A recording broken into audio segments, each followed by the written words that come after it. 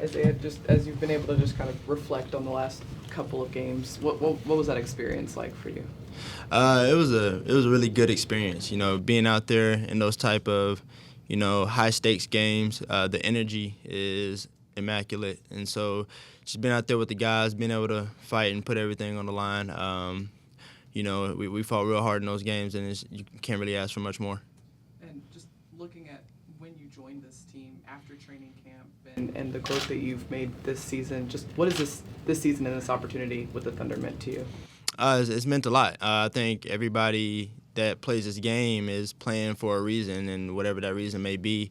I think OKC has done a really good job of, implementing me into their system. Whenever I first got here, they welcomed me with open arms. All the guys, we all got acquainted really fast. I think this team, as a whole, we just have a bond that's very strong, and I'm really thankful for, the opportunity that they've given me. Was it surreal joining a team that had Jay Will on it? Yeah, it's like I'm not gonna lie, it didn't hit me right away, like how rare something like that is for to team up with a former teammate.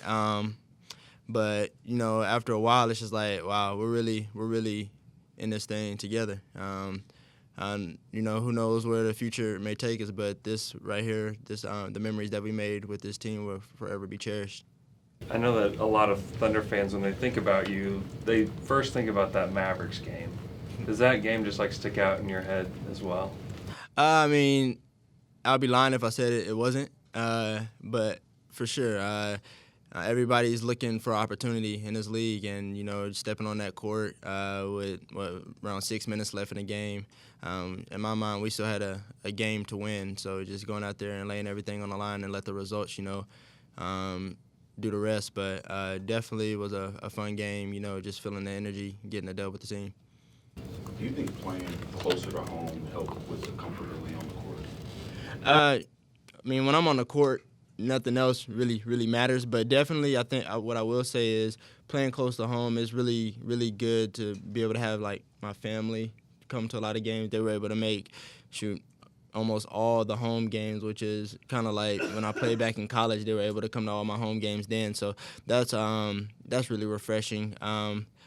What is comfortable though is Oklahoma is a lot like Arkansas, so it's kind of like home for me. Everything is about the same speed. You don't have to worry about traffic. It's pretty open here, suburb areas, so that's pretty nice. What are some things you want to work on and improve on this offseason?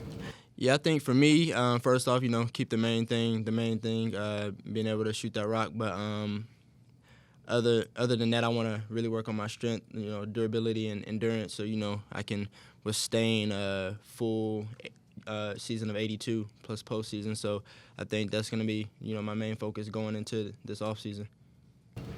What was it like playing for Mark?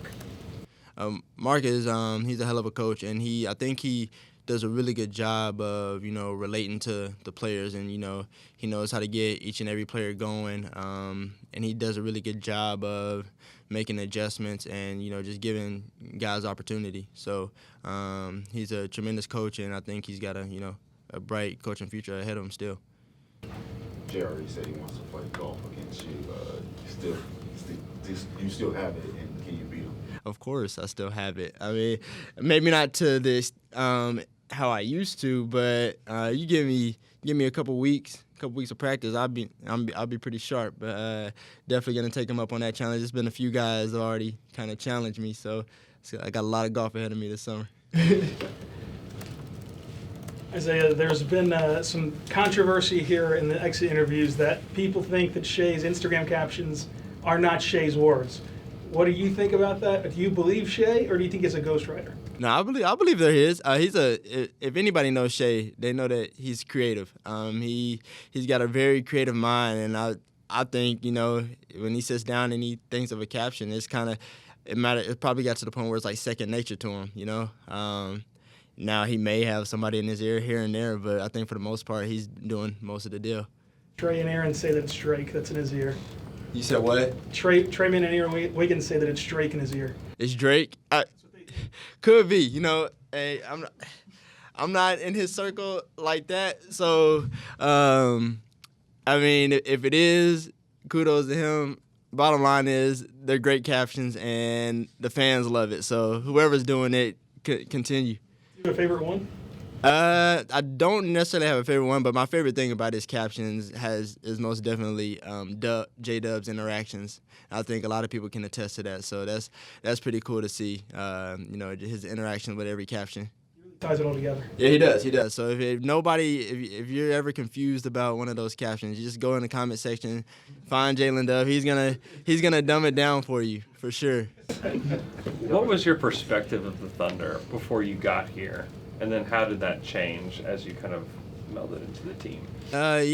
Before coming here, definitely a rebuilding team, a young team, a team that's full of, opportunity.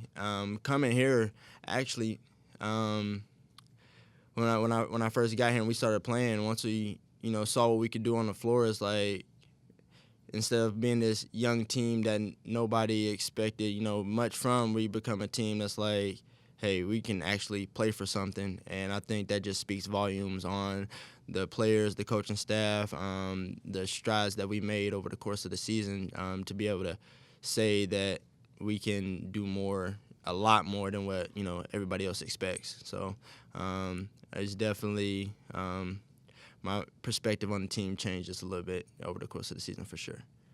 Isaiah, you mentioned keeping the main thing with your shooting, but at the same time, you've had the opportunity to really expand your role and opportunities on the team this season, going from a guy just shooting corner threes to off the catch to now, like last night, you had a big dunk. How do you balance that of keeping the main thing, and expanding your game? Yeah, it's just all about, being more than one-dimensional. Like you said, I've been able to, showcase other aspects of my game, which is stuff that I'm continually working on for sure. Offensively and defensively, you have to be able to guard your man, or it's hard to find a spot on the court. So just other things that I really, look into before stepping on the court, because, and then just paying, really close detail to all the little things that help you stay out on the floor. So yes, keep the main thing, like you said, but continue to work on everything else so you're just not one-dimensional. I guess technically you're just over the average age of this team. So being one of the older members of the That's team. weird. That's weird to hear. Yeah. Just ended your third year.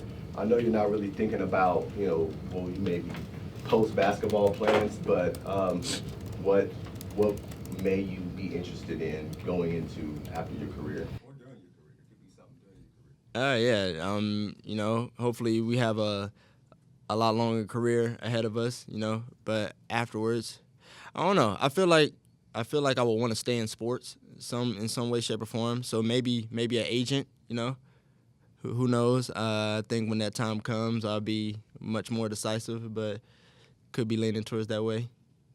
What do you like most about being in the NBA?